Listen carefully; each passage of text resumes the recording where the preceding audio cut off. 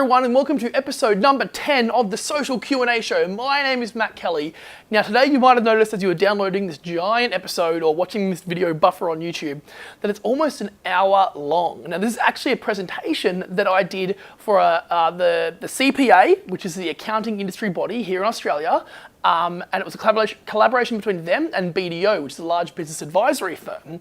Now, basically, they actually brought me in to talk to a room full of accountants, most of them working for government or large corporations, about social media, about digital marketing, about personal brand. So I was going to cut out a segment for you and answer a very specific question, but I thought, you know what?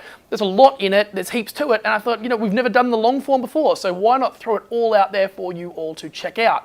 If you do like this episode, before I roll the clip, I'll roll it just in 2 seconds, but if you do like this episode, make sure you hit subscribe on iTunes. Please leave me a review or write a comment. There's been heaps of really, really good ones up to date, and it's been awesome. So that really helps us get rankings. We're still featured in the new and noteworthy in iTunes, which is sick. And also, if you're in YouTube watching this video, then yeah, make sure you write a comment below, give it a thumbs up, subscribe to the channel, whatever it is that you choose to do. All that stuff is really, really valuable. So thanks so much for all the support up until now. I've been totally overwhelmed by the scale of which, you know, this has grown. It's been mind-blowing. So I really appreciate everyone who's been gotten involved up until now. And yeah, Matt Kelly, and you'll enjoy the video rolling now. Hi everyone. So this, I can assure you, will not be a conventional presentation. I'm just generally a pretty excited person. I love the stuff that we're talking about tonight.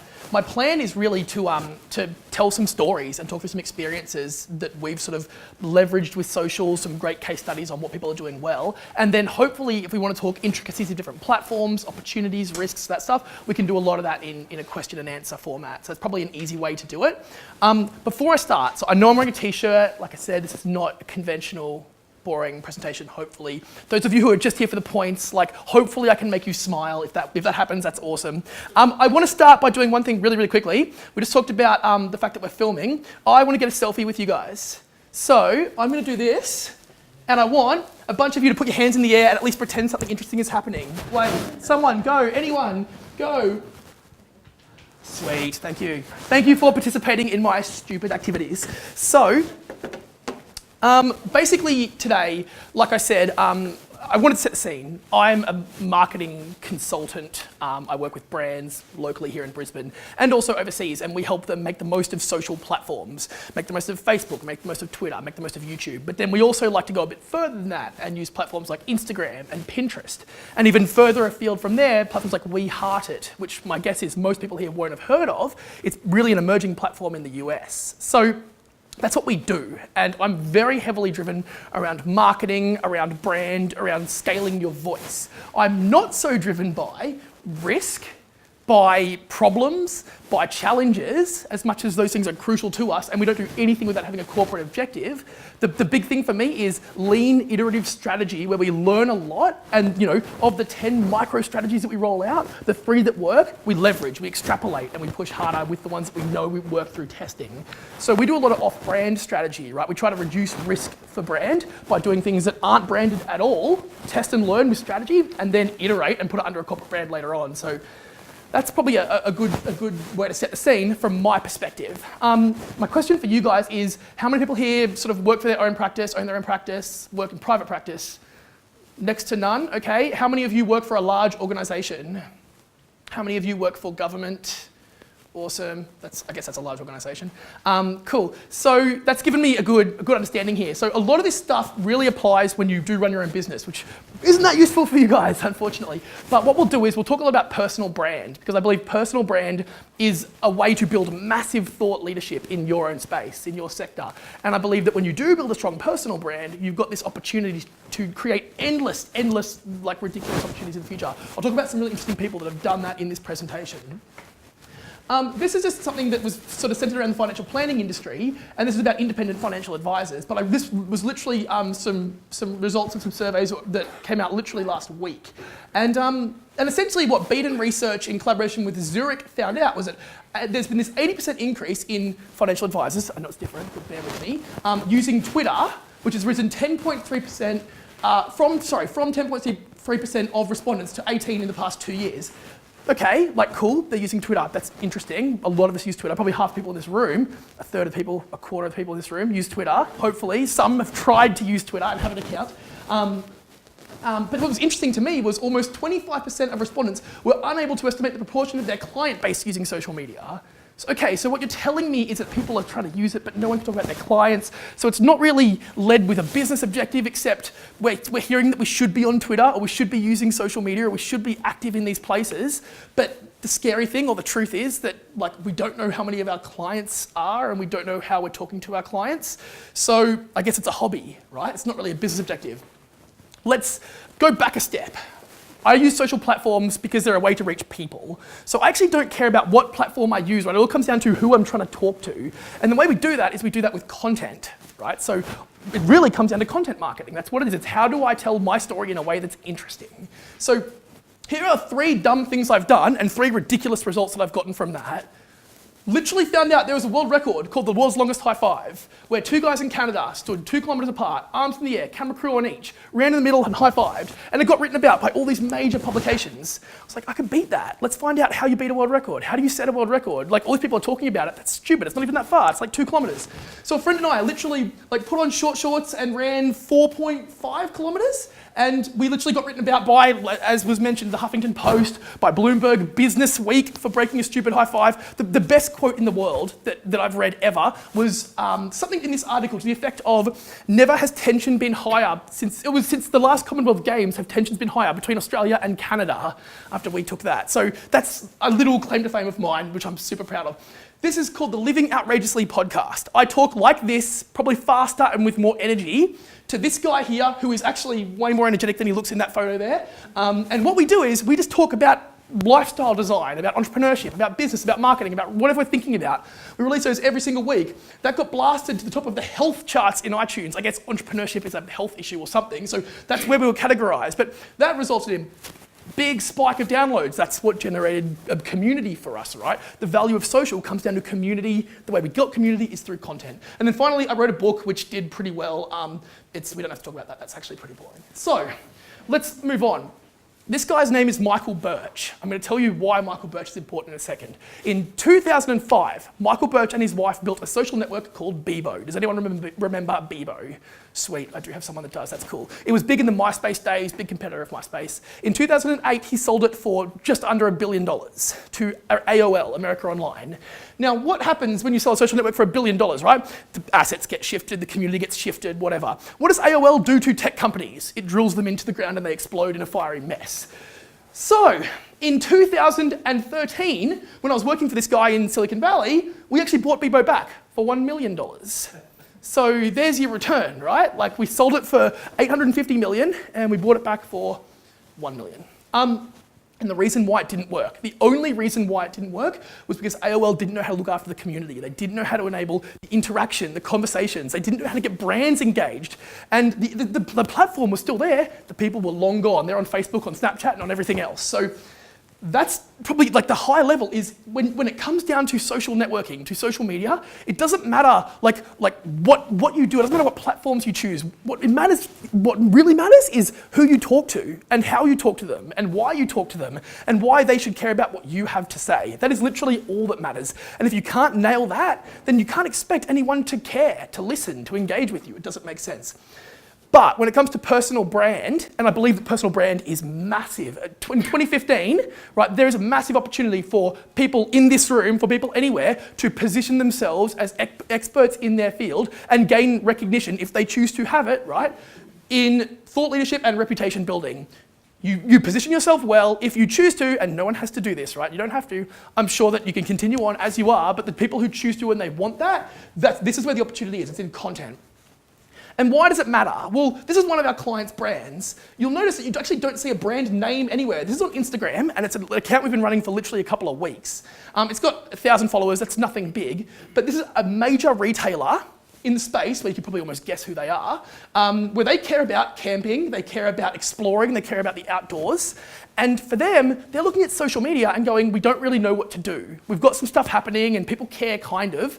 So we were like, all right, you're sensitive to social media. You don't know what you want to do. Let's not go and splash your brand out everywhere, and let's not go and tell everyone about it. Let's literally go in softly and go, okay, let's do a content play. Let's make sure people care about like what you stand for. The opportunity for them is that now on this account, they're sharing new products that they want to go and roll out nationally and engaging how impactful their community or their consumers are going to grab that one versus that one. And this has been massive for them. So this isn't about, for them, this isn't about a massive consumer play where they're going to build this huge audience of millions of people and blah, blah, blah. It's about like understanding people. That's when Instagram was a massive tool for them, and it remains to be. This is a Brisbane-based technology startup, and the reason why I love them, it's called Zova. It's an iPhone app, download to your phone. It's fitness. It's sort of got this really interesting algorithm to tie music with exercises and to the beat and all this stuff. It's cool. What they did was, before launching, they had an Instagram account where for the 6 months prior to launch, they were taking the content from the app, making still images like this, talking through simple stretches. There's some further down where they talk about literally like step-by-step exercises. The value of that for them, 10,000 loyal fans before they even make the app public. What happens then? You've got this ambassador base. So now they've literally got different people who are positioned as ambassadors who've come in and actually created content for them. That was powerful. That's not your conventional social media strategy, right? That was, we're going to need users. How can we get users? Well, let's think about the value that we add. We've got all this content. We want to motivate people with our app. Let's make them care. Let's show them. So that is essentially what they did. And I was talking to an insurance company literally 3 weeks ago and talking through some examples and some of the big retail stuff brands were doing, and they literally said to me, the head of marketing literally said, but Matt, we're boring, no one cares. Literally no one cares about what we say, no one's paying attention, they've got to come to us. Necessary evil was the actual phrase they used. And I was like, okay, I get that, like you have to be engaged in some capacity, but you don't want to take a step forward, right? That's cool, whatever. Has anyone heard of Blend Tech? It's a blender. Blenders are not that interesting. If you're a massive foodie, they're kind of interesting. But let's face it, it's a high-end blender. And Blendtech aren't, like you might have seen NutriBullet, right? That's all over the infomercials right now. I'm seeing nods, this is awesome, right? So these guys have been smart, right? They're like, let's go do crazy infomercials. Let's try and blow this up big, right? And this is the hot thing to have if you're on the smoothie diets and whatever, it's popular, right? But what they don't have is this guy. This is the CEO of Blendtech. It's a horrible photo, but he's the CEO of Blendtech. And I'll tell you what he did. So one day he was standing in their offices and he was standing in a dark room, literally in a dark room, blending a piece of wood. And their head of marketing walked past him and he was like, why are you doing this? This is insane. It's a dark room, standing there, wearing a lab coat, blending a piece of wood. And he's like, this is how we test for quality. Like, how else would we do it, right? This is like early in days of the company. We don't have big R&D labs. The marketing manager goes, okay, this is interesting. Crazy guy is blending a piece of wood in a dark room in our office. How do we tell this story? Does anyone know where this is going? All right, so I'm going to show you something crazy. Hopefully this blows minds. This is where they're at now. Will it blend? That is the question.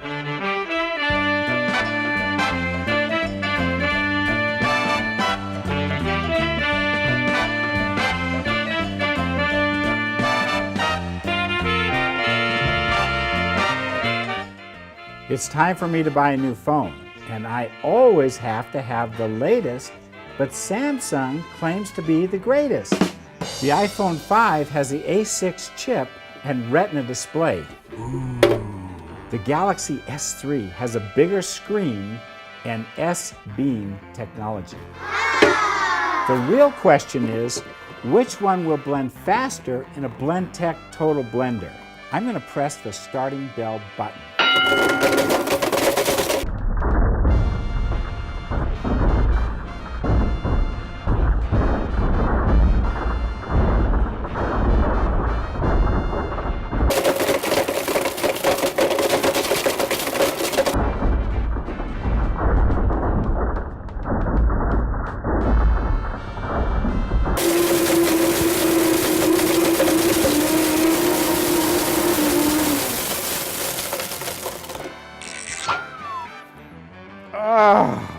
Siri smoke. Don't breathe this. This smells like jelly beans. They both look the same to me. I think the real winner is the Blendtech Total Blender. Why don't you decide?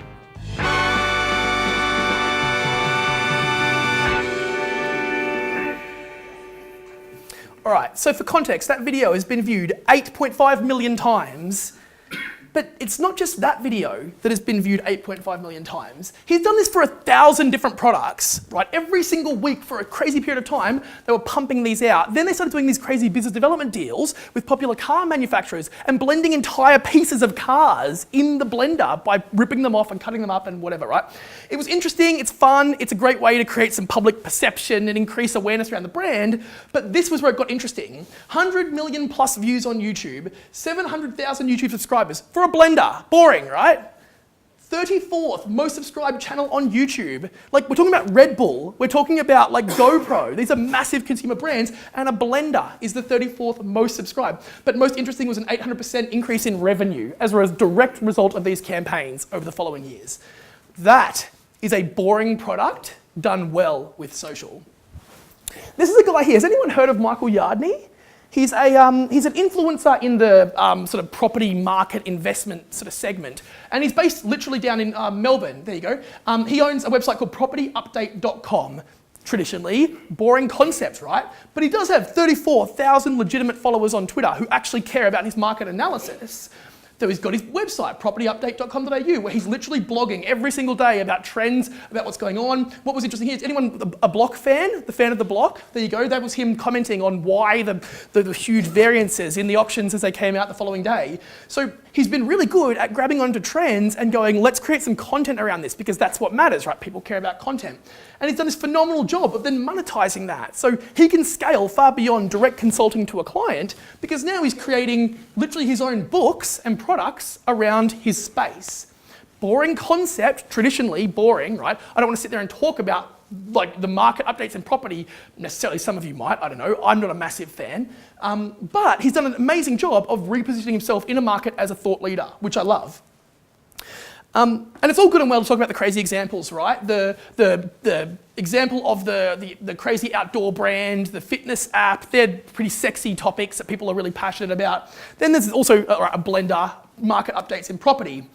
But the reality is it's actually a very, very simple process that you go through to work out how can I make who I am or what I do or whatever it is that we're involved in scale. But this is literally all it comes down to for me. And yeah, there's processes and frameworks that sit below these, but content plus distribution equals community, the end, right? If you nail the right content, and that's not as simple as like, let's go and post a blog and we've got a new employee starting, so let's just post a blog about the new employee. Probably not gonna get you're not gonna get 34th most subscribed YouTube channel on the internet with that. But I'll tell you what, with the right content in your space, it's not hard to build awareness and to build insight and to get people's attention on you.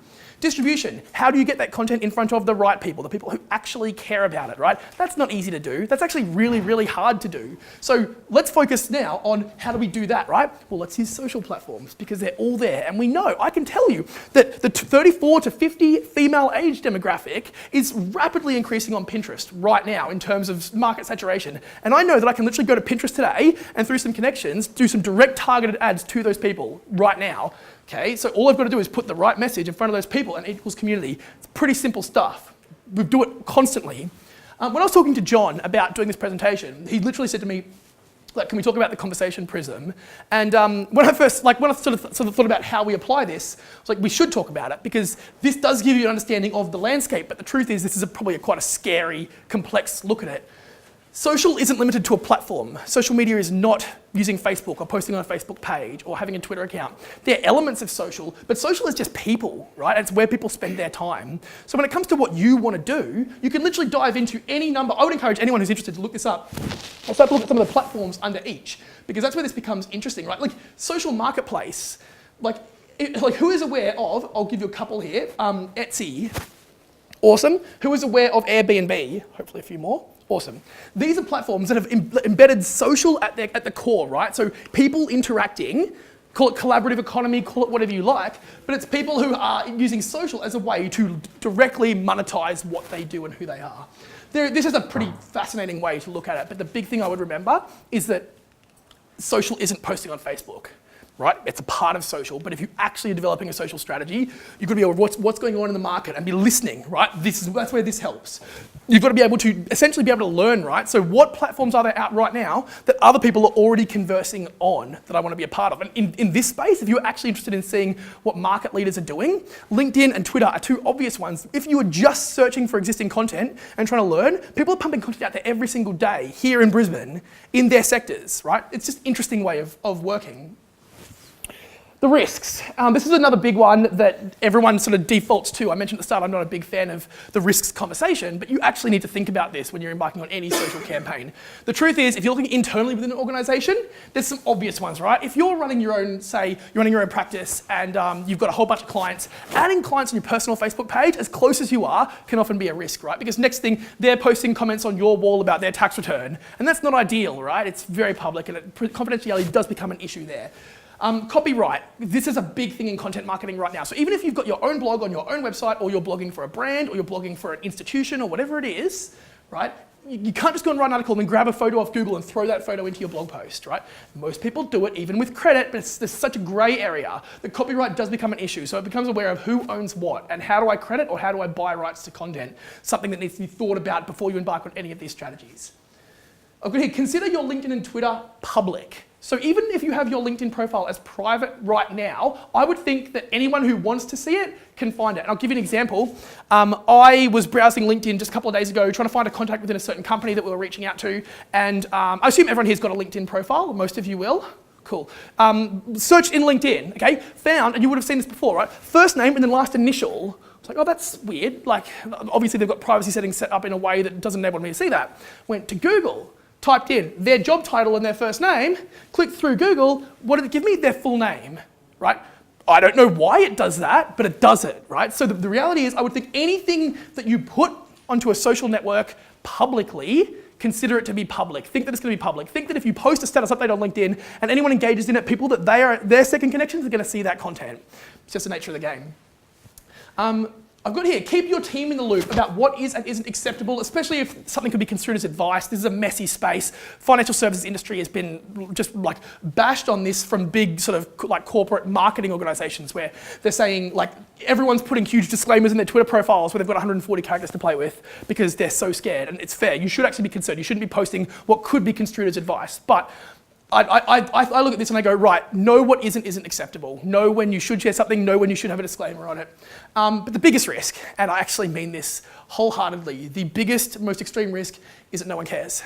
So is that when you post content, no one pays attention, that no one engages, that no one does anything. And what a lot of organizations are doing right now is they're just continually posting because it's a numbers game and it's that we've got to get a lot more out and people will care if they see more of it, right? It's like, unfortunately, it's not really how it works. You do have, it is a numbers game in terms of volume of content over time, but the reality is if no one's engaging, then you're not going to win any wars, right? No one's going to come to you and go, this is awesome. You're like doing all this stuff. No one cares. No one cares. That's just the reality. So the biggest part of any social campaign is that if you know no one cares, adapt the strategy, tweak the strategy. You know, if I post an update on my LinkedIn profile tomorrow, celebrating something that the department that I worked in just did and some cool campaign or there's some cool press on it, right? I could do that.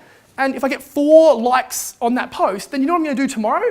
I'm going to go, okay, 4 people of my thousands of connections have engaged in that post. It's not great. Some wouldn't have seen it, but still it's not great. Here's what I'm going to do. The next day, I'm going to go on LinkedIn and use the new blogging platform built within LinkedIn, and I'm going to write an article in there about what we did and link to the article through there. Because right now, if you're paying attention to social networks and to LinkedIn, you know that you actually get a notification when somebody does a LinkedIn blog at the moment, right? Someone that you're connected to.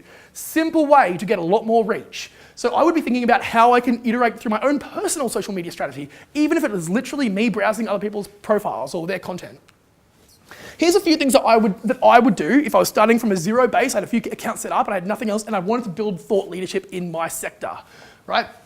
First of all, identify an objective. That makes sense. And with anything that you do, question, does this meet our objective? So if I want to get more followers on Twitter, right, if that was my objective, it's not a great objective, but if that was my objective, right, anything that I post, I should be able to ask myself, why would someone engage in this content? Why would someone follow me or retweet or favorite this content? Because if they're not going to do that, I'm not going to get any more followers, am I? No one's going to discover it. No one's going to care because it's not being shared. So understand what your initial objective is, and that can be iterative, right? That doesn't have to be set in stone. So that's important.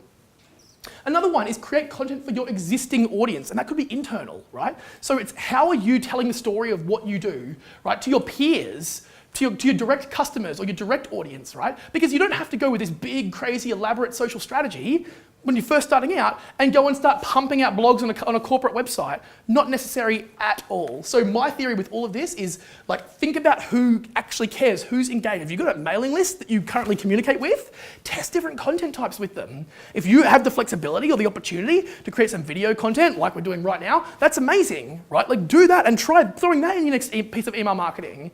Like, why wouldn't you do that? It's not expensive to do. It's becoming far more easy, far more achievable. So be experimenting, but be creative with your existing audience, because that's a great base to play with, right? And when you know something's working with them, then you realize it's probably going to extend beyond this. Or if people, better still, are sharing your EDM or your email content or your whatever, if people are sharing that, forwarding to a friend because there's something relevant in there, there's lessons to be learned, right? Okay, that's interesting. That was relevant to someone. The next point is something that anyone could do, and probably no one will, but I hope that someone shoots me an email later and says they did, is write an article on something, right? And keep it aligned to your personal brand. So don't call out your employer, right? Well, in most cases, you will still be able to write a blog article, even if you are employed by someone, as long as you're not directly talking about like a project that you worked on, the intricacies, right? Write something in your area of expertise or an industry trend or something that's relevant, and keep it short and simple. It doesn't have to be this big, elaborate, complex strategy. Play with the platforms. So we looked at the conversation prism on the previous slide. I would literally jump on Twitter. You're probably most of you on Facebook, right? You know how Facebook works. I would jump on Pinterest maybe, and I would just play with it as a consumer and follow other brands or follow other influencers and see what they're doing and engage with them directly, because it's just another awesome way to build your own audience. But first, see how they're doing it. It's so simple, right? Like, just as an example, I go to search.twitter.com every single day, and I run searches for social media marketing, targeting, and you can literally do this, targeting people within 50 kilometres of the Brisbane CBD. Because guess what? There are a lot of people talking about social media marketing, and there's a lot of people asking questions about it. So for me, on my walk into the office, to jump on my phone and run that quick search and see 10 different people I can literally add some value to in that conversation trail, it's massive for me, right? It's an amazing opportunity to talk directly to people who are having a problem or a challenge or whatever it is. So that's a big thing, is just start playing with it. Just start running searches. Just start looking at what other people are doing. I mentioned Twitter. Twitter's actually a great one for engaging others in the industry, because there are going to be a lot of people who do things like you who are active on Twitter. They are everywhere. There's people across the board talking about their industry right now. And it's an amazing way to build established thought leadership in your space. If all you did was open a Twitter account, fill out the little bio, and go and follow a bunch of people in your industry, you're going to start to see other people following you back, because you're going to go, oh, that's interesting. Such and such is now on Twitter, and they work in a space that is parallel to me or relevant to me. Next thing, right, 3 days, 5 days later, you might see they posted a link to an article that's actually really interesting, and you might respond back with your thoughts, right? It's a great way to start to build the online network in parallel to, your physical, real-world network that you meet with people every other day. So that's interesting. And also, the other thing I had here was targeted advertising. It probably doesn't apply to a lot of you guys, but it has never, ever been easier to run targeted ads at people. You've all seen targeted ads, right? You've probably seen remarketing efforts where there's the same ad following you all around the web, right? And then next thing, you've got to look up a pair of shoes on Amazon, and next thing in your Facebook feed is a photo of those shoes. And you're like, that's pretty creepy, right? Like it's actually not hard to run these tests, and we do this stuff every day because it's such a simple way to get a message in front of an audience. So, and it's experimental too, right? You don't have to go and put $1,000 into it. We put $10 into some pieces of content and just see if they're going to get reach, if they're going to get scale. If they do, awesome. Let's push that to more social platforms. If they're not, okay, that one didn't work, right? We handed it to an audience and they didn't care. So let's play with the copy. Let's play with the imagery. Let's tweak it a little bit because it's still good content. And I had one bonus quick tip here for anyone who is interested in blogging for their brand. HubSpot is an awesome B2B platform. I get nothing for saying that, but it's an awesome tool for marketing. But they've got this really cool free online tool where it's literally the blog topic generator. So you enter in literally 3 phases just around what you're interested in, and you hit give me blog topics, and it just fires back a few of these. We actually use this as a brainstorming tool within our own team, because we go, great, we've got a client who is a big logistics company, right? And they're trying to build blog content in their space because people care or are interested in or whatever in their industry about this stuff. So it's like, let's enter in commercial driving, or let's enter in removalists, or let's enter in whatever, and get ideas like this. And next thing, we're all brainstorming, like, well, actually, what tools are there? What online tools are there for people in this space to meet others who are doing it, right? Let's write about that, or whatever. So it's just a cool platform. It's HubSpot's online blog topic generator. So I'm just a fan of that because it's interesting or relevant or whatever. And that was the end of my stories and whatever. So thanks. Do you want to have a chat? Yeah. We're happy to take some questions. Otherwise, we're just going to have a few questions to Matt at the moment, based on some of my experiences. I can't guarantee I'll be as energetic as Matt. Much You shouldn't try. Marketing people down there. You're welcome. Any questions first? Tell me how far off I was and how not relevant this was to you. Someone? No? All right. Too shy. Oh, good. Terry. I have a question, but with a disclaimer on the dinosaurs. I read an article a couple of months ago, and it was in the context of a political campaign, and essentially the saying that the more sort of ragged and sort of Right. feral the comments became, the more and more just to a small group. Yeah. And in fact, a very boring traditional media, Yep. with very repetitive messages, so your classic Sunday night advertisement of, naming tax is what it's going to be, were the things that probably work the best Right. in that context. So really, I'm just Yeah, that's interesting. comment about. Yeah. Yeah. No, totally. There's always like occasions where the message doesn't cut through or people don't gravitate to it as much as you expect that they might, right? I've seen some I don't know the exact sort of environment around that example, but I can talk to a political campaign. I don't even know where it was run, but I was reading about this not long ago, where the messaging that was pushed via social platforms to audiences, right, was what you would see on a sign as you're driving down the road. So it was literally the big elaborate image, and that was pushed to everyone. And I actually don't believe that's ever going to get cut through, right? I don't think anyone's ever going to care about that because it's just more noise in the feed in the same way that it's noise when you're driving down the road. And some people probably make decisions based on that, but I think most don't. An interesting example, does anyone know Andrew Lamming? He's a member for Bowman down on the south side. He stands by the fact that social changed his last campaign. He won by some crazy number. I don't know what it was. And on the previous term, it was a significantly significantly wider margin. And he's currently, I think he's the most followed politician in Australia. He has the most engaged audience, but he's posting, it's just interesting more than anything, he's posting several times a day on local issues, challenges, whatever, and getting literally hundreds of comments from people in the local area about that problem. Like right down to that roundabout is hard to navigate because the hedges are too high.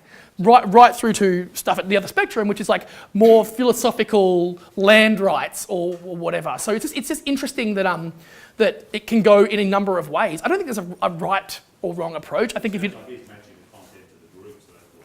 yeah. Then just spraying. It's like you can hold a banner in front of anyone, right? And social is really just another way to do that. And if you put a bad message in front of people, it's not going to resonate. So my theory would be, there's room for people to do it right. I don't know if it's been done yet, right? To be honest, but it's an interesting space. Be interesting to have anyone who had more followers than Malcolm Turnbull or Kevin Rudd. So Right. Just an example, I guess, Matt, of I listened to one of the Sydney radio stations quite, I won't say who they are publicly, but it's more interesting than a lot of the Brisbane radio, a bit more controversial, I should say. And they talked about the Sydney town centre suddenly becoming very anti-car. There's shutting down streets and a lot of controversy, making it bike friendly. And they said there's a lot of positive buzz on social media about this. But they analysed the traditional media and they analysed the social media. And social media, the buzz was from cyclists and people who were positive about that approach. And yet it was affecting the business community rather severely, which was more voiced in the traditional press. So maybe that's reflecting Terry's comment. And so I just want to comment on the comparative effectiveness. I mean, the reality is, like, I just look at all these as distribution platforms. The people who really care can go to social and write an essay and put it in front of people. So you'll often get, like, in the political example, right? Like, you're going to get the ones who are super passionate about something, who are going to go out there and spray their voice out there. But the majority of people aren't paying attention to that. Let's face it, right? Like, because they're watching TV or they're certainly not browsing, the Labor Facebook page or the Liberal Facebook page. They're sitting back going, like, when's this stuff going to be over? I want to watch The Block. So and as long as that's sort of people's general attitude towards it, I think it's just another way to communicate. The ones who care will pay attention. The ones who don't, well, they'll see it through traditional media and whatever, and they'll have a response as a result of that. But I don't think it's going to change anything. It's interesting. Some of the conversations Matt and I've had before is that some of my colleagues in the sales industry used to buy likes or buy people. And Matt had an interesting take on that, on how the Google algorithm has changed significantly to actually discourage that. Just want to comment on. Yeah, so how many of you are administrators for an existing like corporate Facebook page, a branded page? Just one couple, awesome. So what's interesting is that traditionally when people had their branded business page, ABC Consulting Services, and they had 1,000 fans on that page and they published a piece of content 18 months ago, that content would have been seen by maybe like 500 people, 600 people, 700 people. The majority of the people who had subscribed for their content would see it.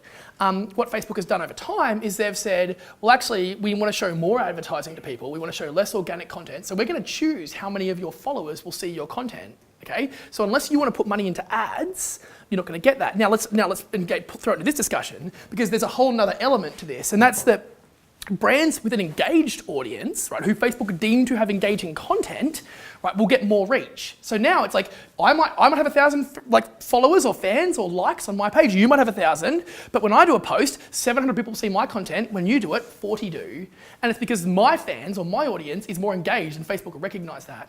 Here's what was happening. People were going, oh wow, I can get 3,000 likes on my Facebook page for $5. That's crazy. Like, how good will I look when I'm chatting to my mates over a barbecue and I'm like, check out how popular my business is, right? It doesn't matter that they're bots or they're fake accounts or they're in the Middle East somewhere. I don't care. It doesn't matter, right? I've got this big audience that I can now wave around to everyone and go, look at me. And think about that engagement stat, right? If I've bought 5,000 and you've bought 1,000, but Facebook are looking how engaged our fans are, and mine are literally nothing, right? I'm going to get massively penalised on my organic reach. So anyone who was buying fans is now, in the last 3 to 6 months, been hugely penalised for it, massively. I know, do you want to talk to the example, like have you seen a drop in organic reach on the page that you work on? Well, it's a fairly new kind of content strategy, and since we've been advertising through Facebook this year, it's really picked up in terms of genuine fans liking it. Yeah, it's good. So in terms of penalising, we've never had to buy fans or good. engagement. But I am curious in terms of washing it against your current database to really learn who those people are. And I know Facebook recently had introduced something where you could actually do that check. Right. What's around that little bit more about yourself. Oh, totally. It's massive. So there's a bunch of different ways to validate effectiveness or how engaged or how relevant they are. What a lot of brands are doing at the moment is they're going, and there's just an example, sort of tangent, but example is you can sort of do advertising with Facebook's custom audiences. So you can be like, here is an extract of all of my current customers. I want to show some messaging to them through Facebook. There's 1,000 people in this spreadsheet. You throw that into Facebook and they'll literally show an ad just to those people. So it's just a great way to re-engage or to re-recognize. There's a bunch of export tools that you can do this.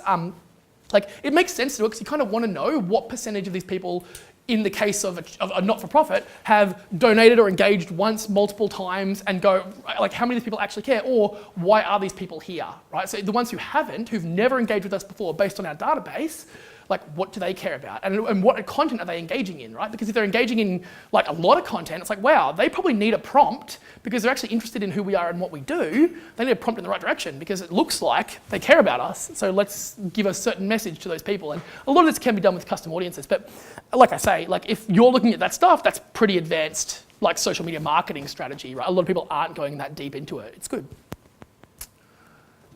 Cool. Yeah. Is the idea of social media to point people at your webpage?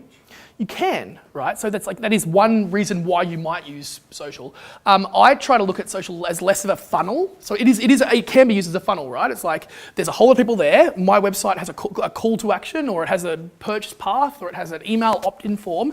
I want to collect those details and be able to communicate with them one-on-one. Social can be used for that. But the challenge with that is that if all you're doing is posting content saying, go to my stuff, stuff, it's like, it kind of doesn't really stick, right? People aren't going to hang around. So a lot of it is like, and unfortunately, a lot of the traditional social media marketing is really around how do I build a community on something like Twitter or Instagram or somewhere else, and then like build the relationship with them or get them to actually care about us over time. Doesn't happen overnight. That's another unfortunate thing about social is unless you've got a lot of money to throw at it, it takes time. But then over time, like build them to a point where they're loyal, raving fans, and then when you do present an offer to them, you see spikes in your traffic, right? That's something that we've seen a lot of. I'll give a quick example of a way that we built a direct social strategy for a client because it's probably a little bit relevant. iPhone application allows you to pay for drinks at the bar when you're going through, and you can literally like open it on your phone and your credit card details are already in there, and it's a simple, easy way to go order your drinks, but just literally at the end of the night walk out and just stuck it. It's simple, easy, nice. And they came to us and they were like, we want to build the Facebook page for our brand name. And we were like, yeah, I don't think anyone's going to care about your brand name. You've got a cool message, but I don't know if anyone's going to care. So what we did was we went and built a Facebook presence. Literally the page was called We Love Beer. And we built a Facebook presence around an emotive, feeling-based page. How much more likely is an 18 to 30-year-old male going to like the We Love Beer page than a corporate brand they've never heard of before? I can tell you they're a lot more likely. So we built a much bigger audience. And then what we did was we would go to that group of people, and we would go every week. It was every couple of weeks. We would go to them with a piece of content about the iPhone app, right? So there was no brand all over the page, but we'd go with just every now and then, and they would see huge spikes in their download limits, in the download stats, based on like the fact that we'd just gone to a big audience, an engaged audience, who were getting value, call it value, use the term loosely, it was like emotive feeling, happy stuff about beer, just interesting memes and whatever. But they were seeing spikes. It was like, that's an example of where it is actually an effective strategy, but we couldn't have done that without having the audience first, or the community first, so. So what do you think about email campaigns? Oh, massive. You can't, I think email is probably still the single best way to engage an audience. The challenge with email right now is that open rates are dropping dramatically over the past, 5 to 10 years, right? If you look back at email marketing going back 10 years ago, open rates were astronomically high, right? Because people weren't getting spammed, whereas over the past few years, they've dropped. So we use email. In a digital marketing agency where we focus primarily on social, we still use email marketing tactics to re-engage old leads constantly. And it's not like blowing our minds in terms of success, right? If it was, we probably wouldn't be doing this, we'd be doing that. But it is definitely a fundamental part of any digital strategy. That's probably another thing to say, is that social is, to me, it's not all or nothing with social. Social is one platform, one tool, one way to do this. I just like it for personal brand especially, because it scales far beyond what you get with your billboard that you put down outside. Another conversation I heard today, actually on the radio, which is quite topical, was talk about Facebook boosts. And the chap mentioned that he was getting a very small return on, 5,000, 6,000 or less likes for a bit of a publication. But then Facebook then popped up and said, hey, here's some options to buy. $46 could buy you between 6,000 and 16,000 more connections. For $86 you can get between blah and blah. So I heard about that for the first time today, and I've got some thoughts on that. Yeah, I mean, it's targeted advertising, right? So I put out a piece of content, and knowing that only 6 to 30% of my audience are going to see it at generally a maximum, that's a real challenge, right? It's like, okay, so now people aren't paying attention, or they can't see it, or whatever. Facebook have limited that. Facebook now go, well, actually, if you tell us who you want to reach for a very small amount of money, and it started just $5 blocks, we'll essentially boost it to more people in your target demographic. So we'll make sure they see it in their news feed. And it's not, obviously, it's just a way to get it in front of eyes. It's not necessarily giving you a convertible lead, but it's another way to get it in front of more eyes. So this is something they've done for quite a while, and it's just an interesting way of, you can do it sort of on a case-by-case basis, or throw a little bit of money here or there, and know with some certainty that your content is going to be seen by a much larger audience. And potentially a more targeted audience? Yeah, I mean, it comes down to how you choose to target it, right? So I could literally go, this is the reality, which is interesting, is I could target an ad to pick a demographic, males who are 40 to 43 years of age, or 40 to 41 years of age, and then literally have in the copy of my ad, literally the message being like, are you turning 41 this year? Like, this is important. This, you could actually do that, and you could do that with that approach. It's interesting. I think even today, is it fair to say that people are expecting targeted advertising in the way that don't just tell me as if you don't know anything about me, because you're wasting my time and I won't open this bit of social media. So it's almost respecting the fact that you know, Right. and you know more about me than perhaps I would like you to. Privacy versus personalization. This is like the biggest debate going on right now in the digital space. It's like, would people rather, right? And you look at different age demographics having different thoughts here, but would people rather know that their life is private and know that people, can't know these things about me, or would they rather a personalised experience? Because my personal take on this, and this is a bit controversial, is that if you're going to advertise to me anyway, if it's something that if it's relevant, at least that adds value. I can tell you that I have actually clicked on an ad on Facebook and bought product as a result. So that was an ad that was a timely ad, it was relevant. It may have been remarketed to me based on something else I searched for, but it's interesting. Whereas I know that my dad, as an example, would have the total opposite view. He'd go like, no, they shouldn't be able to target me specifically. But, and this is something to remember with social, is that even when I target an ad to a specific audience, I can't see who you are. I just know that you're going to have the following sort of, I can set the requirements around who the ad is seen by. So I know that it's going to be seen by males in this age demographic, in this area. I'm not getting your email address, right? And I suppose that's a big differentiator. So. And it maybe also reflect what the supermarkets and what the other banks know about us from our history too. So I saw a current affair on those shows a few weeks back, and they actually knew that if people bought this sort of product and this sort of time frame, then they're safer drivers, therefore they get marketed with insurance as a higher probability of buying, as opposed to the beer product at a certain other time, late at night. They're on the X list for insurance because you're a higher risk, therefore we don't want to sell to you.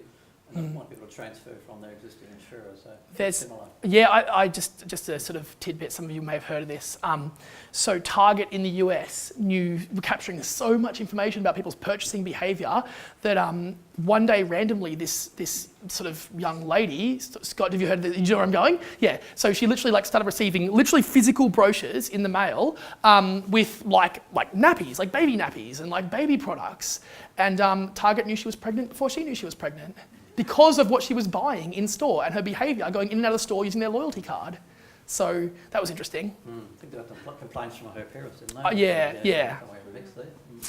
Yeah, it's a pretty scary thought. But and that's using traditional marketing, right? That's not even using social data, where you're actually giving them a whole lot more about you. And I've said a few times, if my telco and my bank put all the data that they know about me together, that's pretty scary.